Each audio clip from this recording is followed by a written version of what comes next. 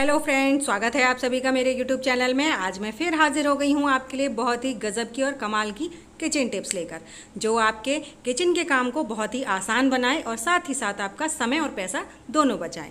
तो चलिए बिना देरी किए वीडियो को शुरू करते हैं। और उससे पहले आप सभी से रिक्वेस्ट करूँगी, जो भी मेरे चैनल पर पहली बार आए हैं तो चैनल को सब्सक्राइब करना मत भूलिएगा। साथ ही साथ कमेंट कर ये भी बताइएगा कि आप मेरी वीडियो किस गाँव या किस शहर से देख रहे हैं।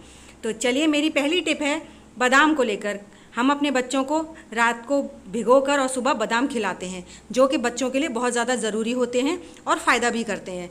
तो अगर हम लोग रात में बादाम भिगाना भूल जाएं तो उसके लिए हमें क्या करना चाहिए, सुबह थोड़ा सा गर्म पानी करिए और उसके बाद कोई भी एयर टाइट लंच बॉक्स हो आपके पास, उसमें इस पानी को डाल के और थोड़ी देर के लिए इन बादामों को इसमें ढककर बंद कर दीजिए।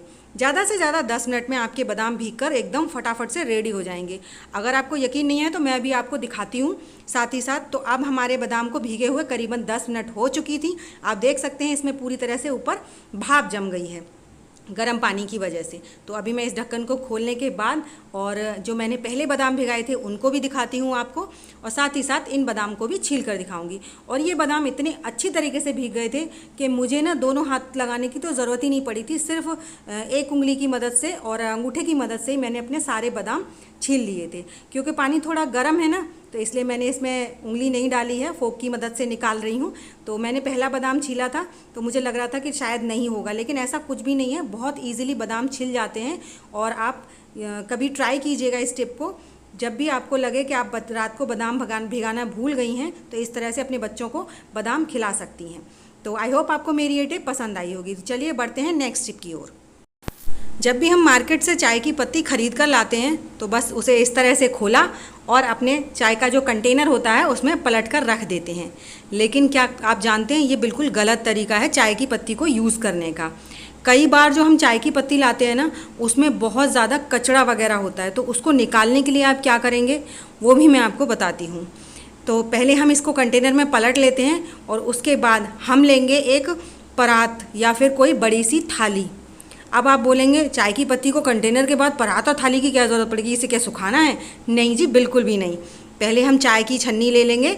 अगर आपके पास बड़ी वाली जो चाय की छन्नी नहीं है ना तो कोई प्रॉब्लम नहीं है। मेरे पास बड़ी चाय की छन्नी थी तो मैंने इसी में इसको चाय की पत्ती को छाना है। जी हाँ, हमें सूखी जो चाय की पत्ती है ना उसे हमेशा पहले छान लेना चाहिए, उसके बाद ही हमें कंटेनर में भरना चाहिए।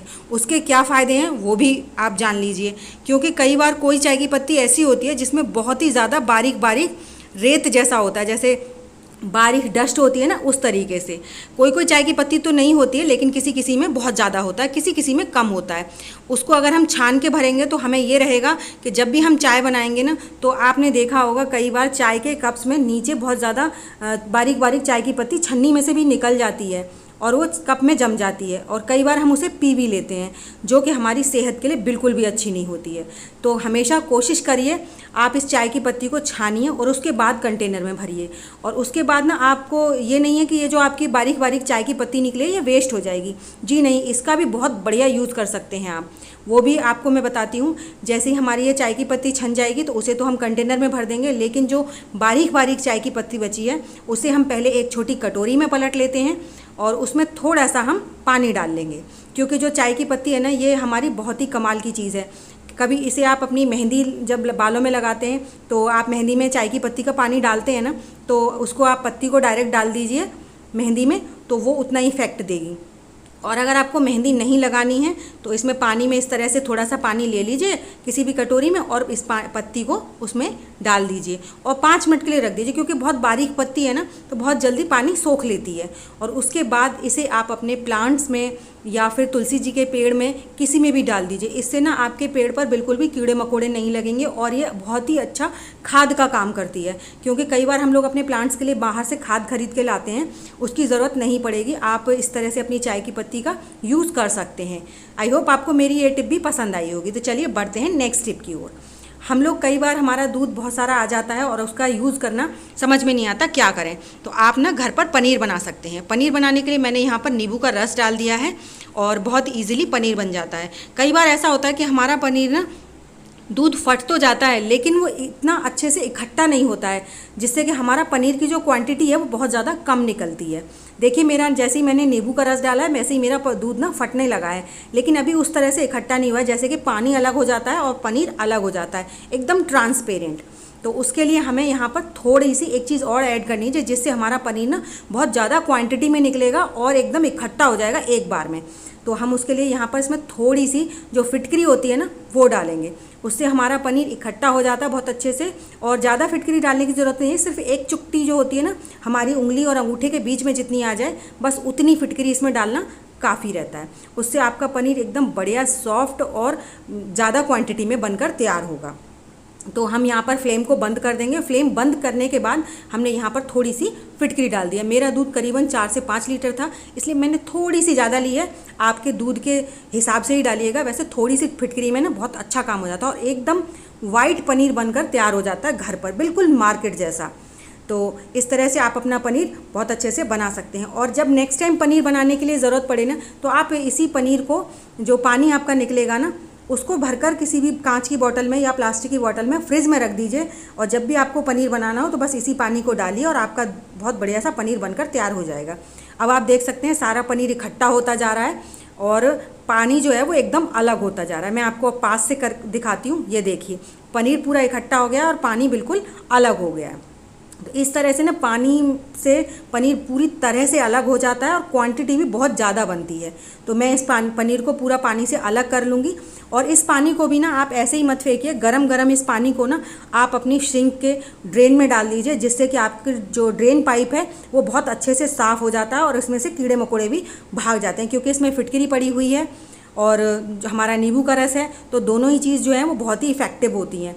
तो इस तरह से हमने पूरा पनीर निकाल लिया है और अभी मैं आपको दिखाती हूँ। देखिए कितनी अच्छी क्वांटिटी में पनीर बनकर तैयार हुआ है। अब इसे मैं ढककर टाइट कपड़े में बांध कर, और ज़्यादा नहीं, सिर्फ 15 से 20 मिनट के लिए किसी भारी चीज़ से ढककर रख दूँगी। इससे मेरा पनीर बहुत बढ़िया बनकर तैयार होगा। तो आई होप आपको मेरी ये टिप पसंद आई होगी। तो चलिए बढ़ते हैं नेक्स्ट टिप की ओर। नेक्स्ट टिप भी मेरी पनीर को लेकर है। जब हम पनीर बना लेते हैं तो कभी कभी तो हम उसे उसी दिन यूज़ कर लेते हैं, तो हमें एकदम सॉफ्ट पनीर मिल जाता है। लेकिन कई बार ऐसा होता है कि हम पनीर बना लेते हैं और फिर हमें वो कई दिन फ्रिज में रखना पड़ता है। उसके बाद वो फ्रिज में रखे रखे ना बहुत ज़्यादा टाइट हो जाता है। तो अब इस टाइट पनीर को सॉफ्ट बनाने के लिए हम क्या करें, जिससे कि हमारा पनीर एकदम बढ़िया सॉफ्ट बनकर तैयार हो जाए। क्योंकि अभी देख सकते हैं आप, ये पनीर इतना टाइट है कि मैं दबा रही हूँ लेकिन ये पनीर दब नहीं रहा है। उसके लिए हम यहाँ पर गैस पर करेंगे खूब पानी को गर्म। जितना गर्म पानी होगा ना उतना अच्छा। और जैसे ही पानी गर्म हो जाएगा उसमें हम फ्लेम को कर देंगे बंद। अब हमें फ्लेम चलाने की बिल्कुल ज़रूरत नहीं है। और इसमें डाल देंगे हम 1 चम्मच भर के नमक। नमक जो है ना गर्म पानी में डालने से और उसके बाद इसे मिक्स करने से बहुत बड़ा इफ़ेक्ट होता है पनीर के लिए। जैसे हमारा ये पानी में नमक घुल जाएगा ना, पहले हम चम्मच की मदद से इस नमक को घोल देते हैं। उसके बाद हम इसमें डाल देंगे पनीर। पनीर को ना इसमें डालने के बाद कम से कम हमें 10 मिनट के लिए छोड़ना है, जिससे कि होगा ये कि जितना भी हमारा पनीर में एक्स्ट्रा जो जमा हो गया है उसमें फ़ैट वगैरह, क्योंकि फ्रिज में रखने की वजह से वो टाइट हो जाता है, जिसके अंदर फ़ैट वगैरह होता है ना, चिकनाई होती है पनीर के अंदर, वो सब जम जाती है। अब इसमें गर्म पानी में डल जाएगा तो ये बहुत जल्दी सॉफ्ट हो जाएगा। अब मैं आपको दिखा रही हूँ, देखिए कितना बढ़िया तरीके से एकदम सॉफ्ट हो गया है। तो इस तरह से आप आपका पनीर कभी भी मार्केट का हो या फिर घर का हो, आप कभी भी पनीर की सब्ज़ी बनाएं। और अगर आपको लग रहा है कि आपका पनीर टाइट है तो जब भी बनाना हो तो उससे 10 मिनट पहले गर्म पानी में डालकर नमक डाल दीजिए और 10 मिनट के लिए छोड़ दीजिए। इस तरह से आपका एकदम स्पंजी पनीर बनकर तैयार हो जाएगा और इसकी सब्ज़ी भी बहुत ज़्यादा टेस्टी बनती है। तो आई होप आपको मेरी ये टिप भी पसंद आई होगी। टिप्स अगर पसंद आई हो तो वीडियो को लाइक और चैनल को सब्सक्राइब करना मत भूलिएगा। मिलेंगे आपको अपनी अगली वीडियो में। Bye bye.